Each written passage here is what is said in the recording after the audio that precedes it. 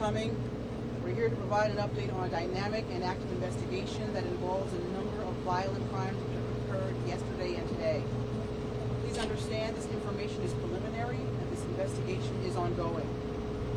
Beginning yesterday morning at about 9:30 a.m., officers from the 7th Precinct here in Brooklyn responded to a call of a man shot. Upon arrival, officers met with a victim who is a 96-year-old male with a confirmed gunshot wound to his right ankle. The victim was taken to an area hospital where he is in stable condition. Our preliminary investigation revealed the shooter in this incident appears to have initially attempted to rob a female before discharging his firearm at that female.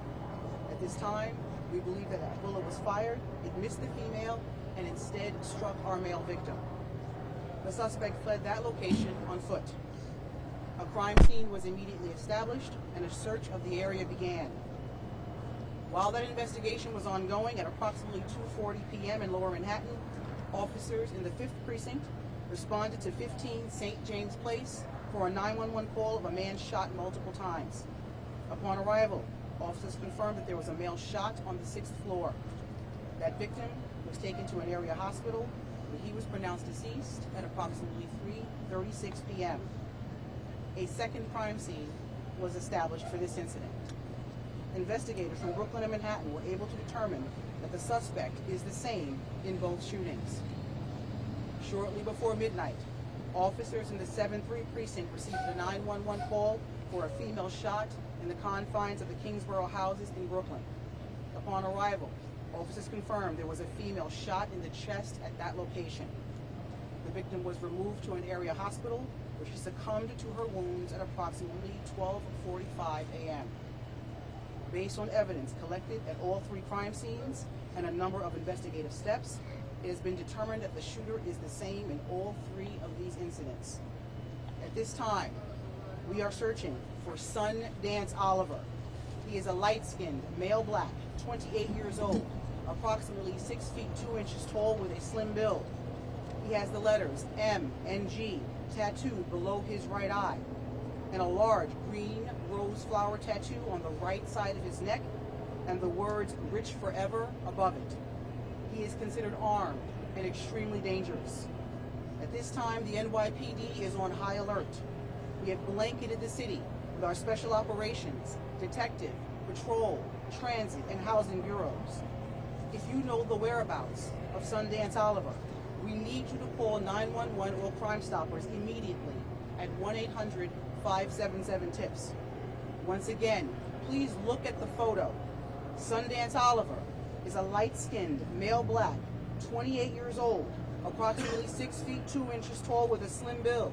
He has the letters M and G tattooed below his right eye and a large rose flower tattoo on the right side of his neck with the words "Rich Forever" above it. He is considered armed and extremely dangerous. Let me be clear. Should you encounter him, do not approach him. Call the police immediately. This is an active investigation. DCPI will continue to update you as new information develops. We will take a few questions, but please understand we are limited in what we can discuss. This is an active investigation. Joe Marino, New York Post. Commissioner, is tonight's victim one and the same as the intended target from the male shot in the 7th wheelchair? I'm going to turn it over to GBS for that information. No, that's, we spoke to the intended target in the 96-year-old. It is not the 21-year-old who was depicted today. Is the victim in the Manhattan incident and this victim and the suspect known to each other? Yes, we believe that the two victims, the two homicide victims, are associates of Sundance Oliver. All right, Samantha, 1010. What is the background of the suspect? What has he been arrested or convicted of in the past? Sundance Oliver is very well known to us. He has 12 prior arrests, including criminal possession of a weapon, at least 2 times for robbery, 2 times for menacing, and various other charges.